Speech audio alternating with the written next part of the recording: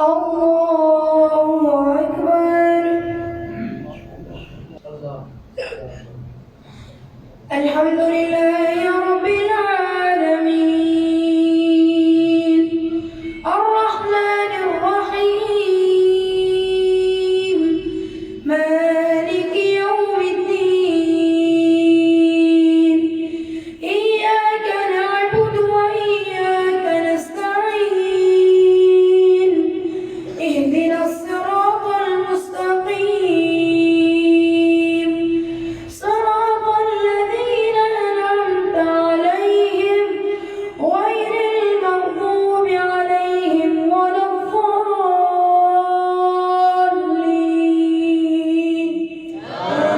آمين. وإذا رأيت الذين يخوضون في آياتنا فأعرض عنهم حتى يخوضوا في حديث غيره وإما ينسينك الشيطان فلا تقعد بعد الذكرى مع القوم الظالمين وما على الذين يتقون من حسابهم من شيء ولكن ذكرى لعلهم يتقون. وذر الذين اتخذوا دينهم لعبا ولهوا وغرتهم الحياة الدنيا وذكر به أن تبسل نفس بما كسبت ليس لها من دون الله ولي ولا شفيع وإن تعدل كل عدل لا يؤخذ منها أولئك الذين أبسلوا بما كسبوا لهم شراب من حميم وعذاب أليم بما كانوا يكفرون. قل أندعو من دون الله ما لا ينفعنا ولا يضرنا ونرد على أعقابنا بعد إذ هدانا الله كالذي استهوته الشياطين في الأرض حيران له أصحاب يدعونه إلى الهدى ائتنا. قل إن هدى الله هو الهدى وأمرنا لنسلم لرب العالمين وأن أقيموا الصلاة واتقوه وهو الذي إليه تحشرون. وهو الذي خلق السماوات والأرض ويوم يقول كن فيكون قوله الحق وله الملك يوم ينفخ في الصور عالم الغيب والشهادة وهو الحكيم الخبير. وإذ قال إبراهيم لأبيه آزر أتتخذ أصناما آلهة إني أراك وقومك في ضلال مبين. وكذلك نري إبراهيم ملكوت السماوات والأرض وليكون من الموقنين. فلما جن عليه الليل رأى كوكبا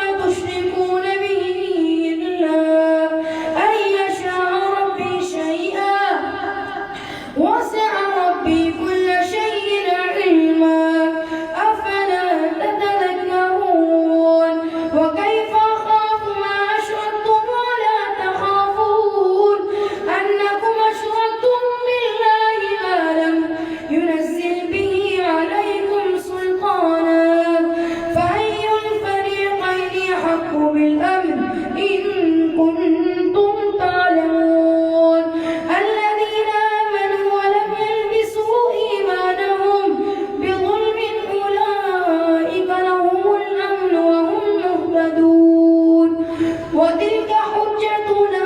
آتيناها إبراهيم على قومه نرفع درجات من نشاء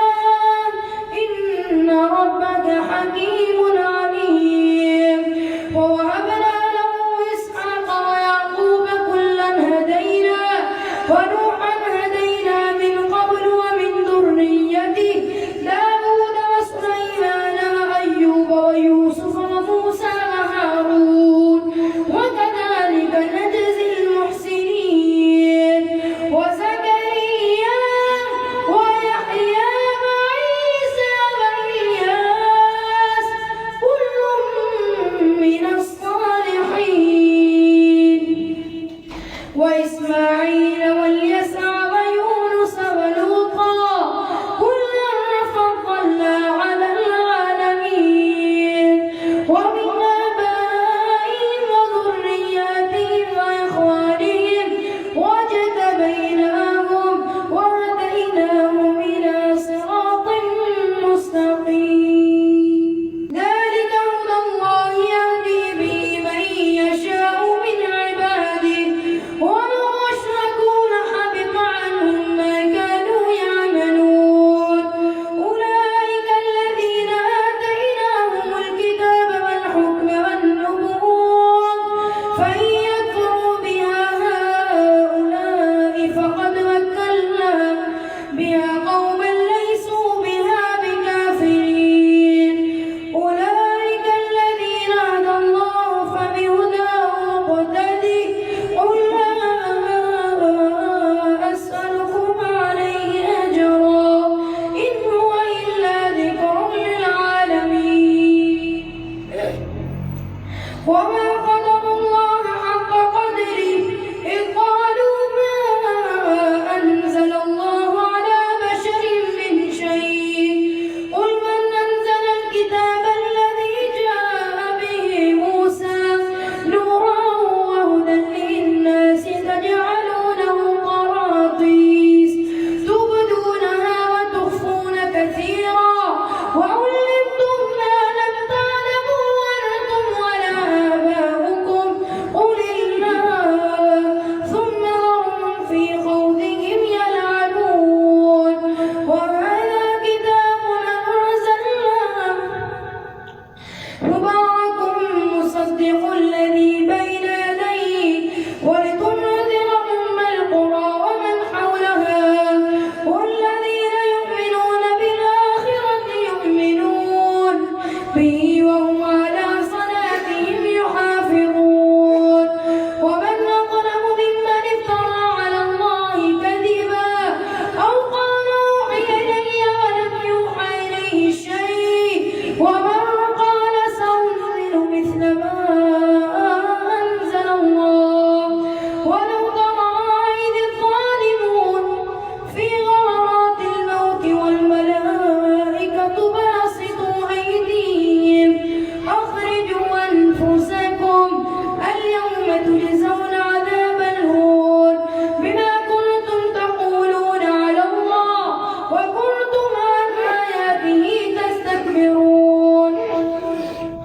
ولقد جئتمونا فرادا كما خلقناكم أول مرة وتركتم ما خولناكم وراء ظهوركم وما نرى معكم شفعاءكم الذين زعمتم أنكم فيكم شركاء لقد تقطع بينكم وضل عنكم ما كنتم تزعمون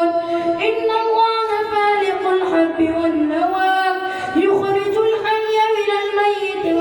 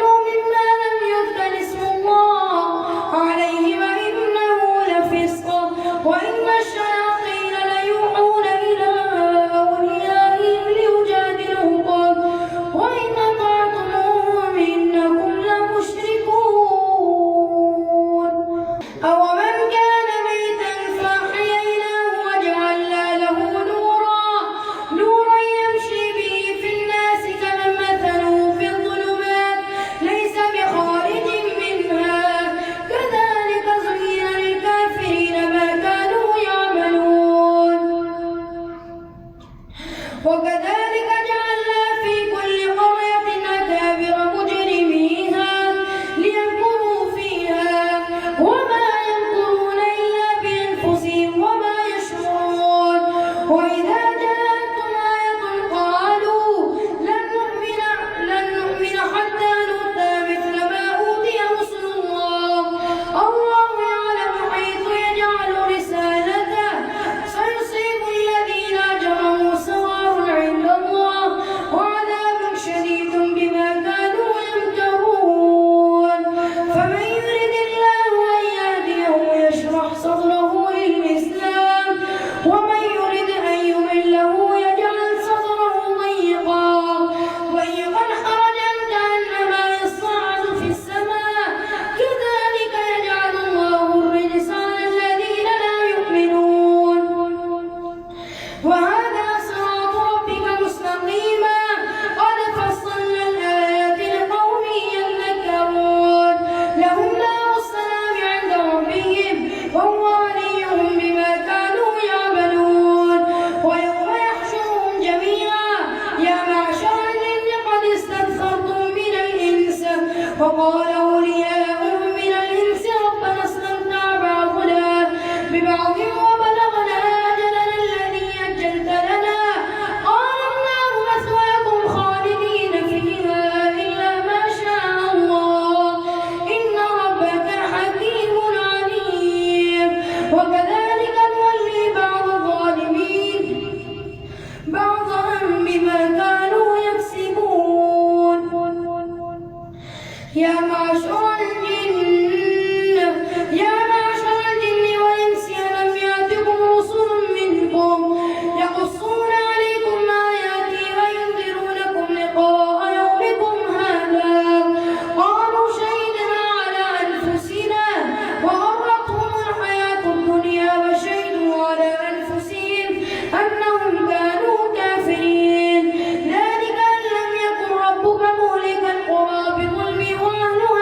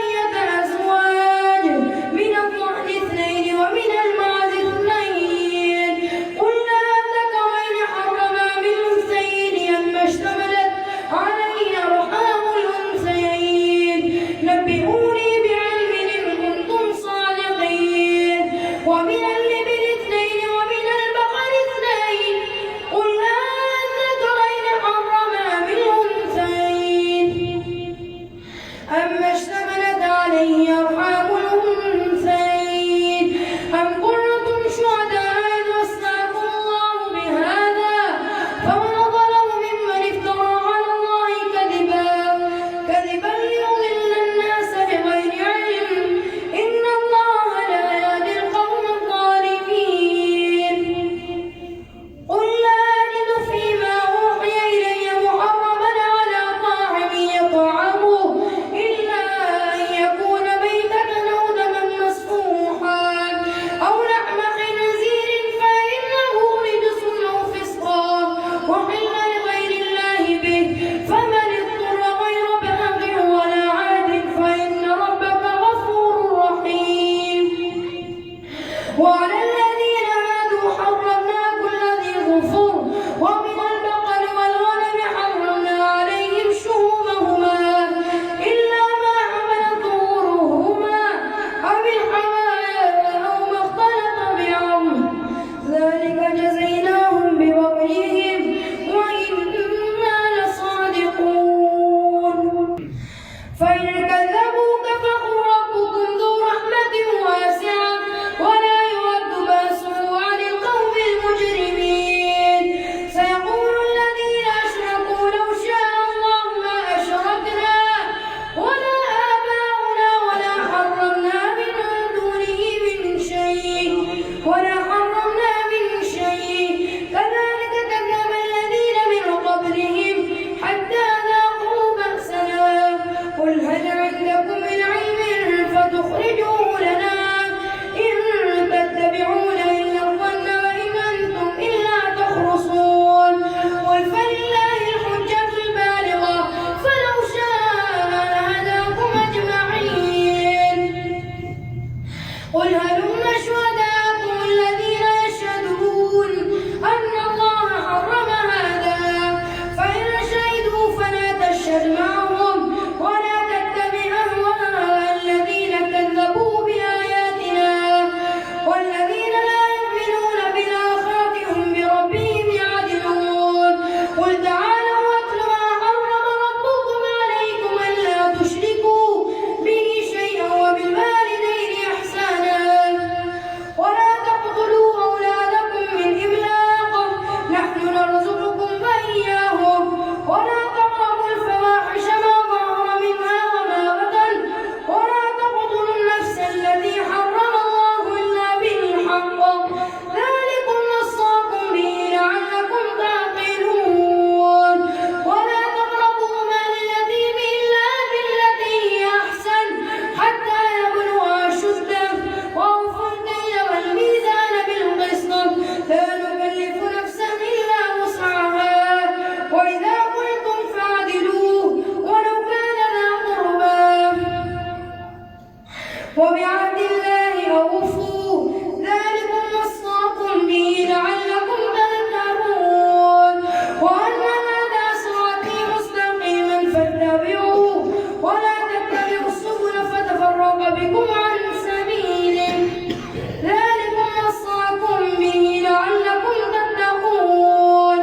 ثم آتينا موسى الكتاب تماما على الذي أحسن وتفصيلا لكل شيء وهدى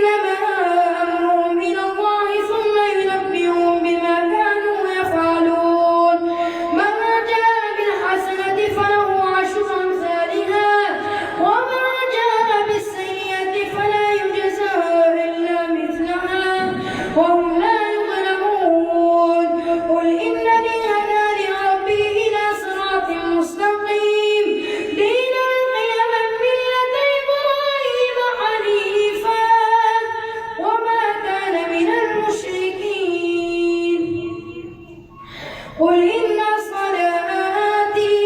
ونسكي ومحياي ومماتي لله رب العالمين لا شريك له وبذلك أمرت وأنا أول المسلمين ولغير الله أبغي ربا وهو رب كل شيء ولا تكسب كل نفس إلا عليها ولا تزر وازرة وزر أخرى ثم إلى ربكم مرجعكم فينبئكم بما كنتم فيه تختلفون وهو الذي جعلكم خلائف الأرض ورفع بعضكم فوق بعض درجات ليبلوكم فيما آتاكم إن ربك سريع العقاب وإنه لغفور رحيم بسم الله الرحمن الرحيم ألف لام ميم صاد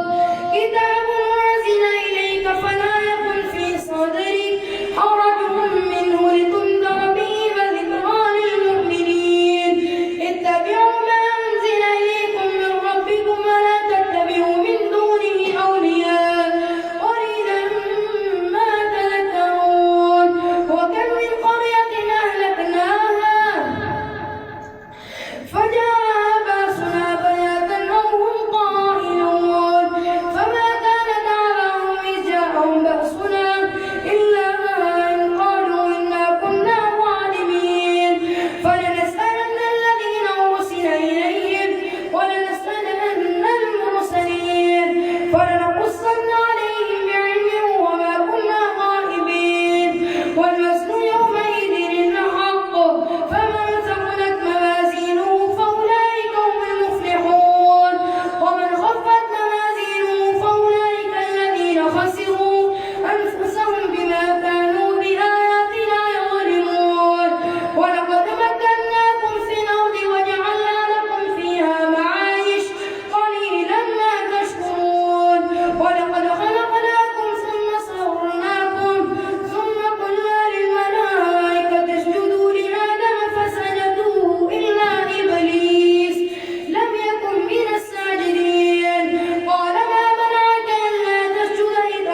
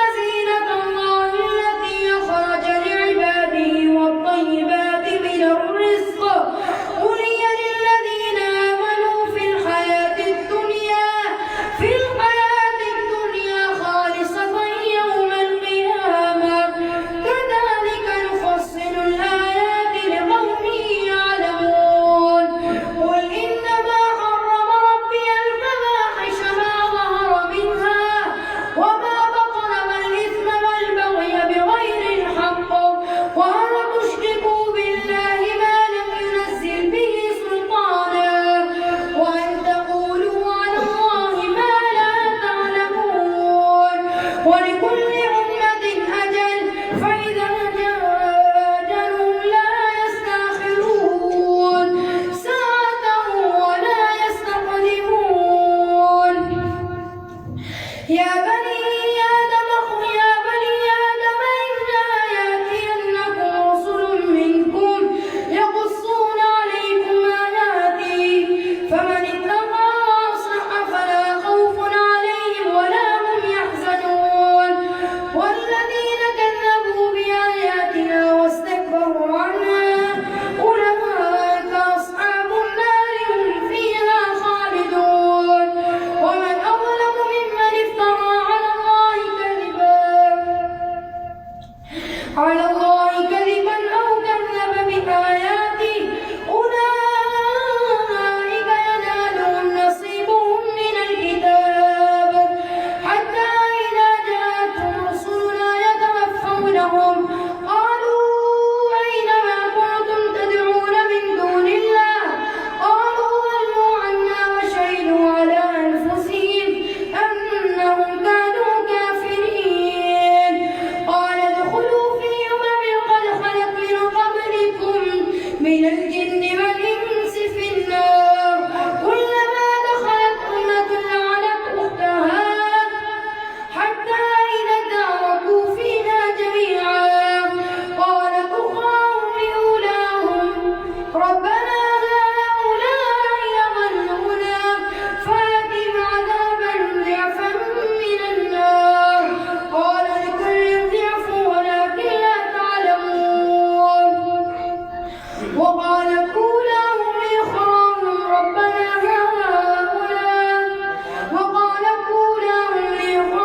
فما كان لكم علينا من فضل فذوقوا العذاب بما كنتم تكسبون إن الذين كذبوا بآياتنا واستكبروا عنها لا تفتح لهم أبواب السماء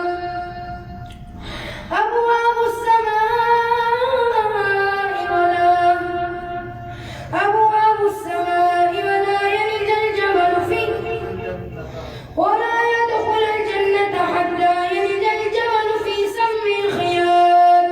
وكذلك نجزي المجرمين لهم من جهنم مهاد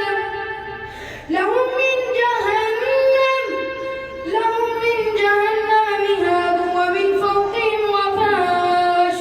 وكذلك نجزي الظالمين والذين آمنوا وعملوا الصالحات لا نكلف نفسا إلا وسعها أولئك أصحاب الجنة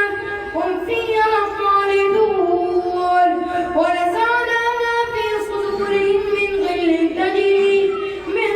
تحتهم الأنهار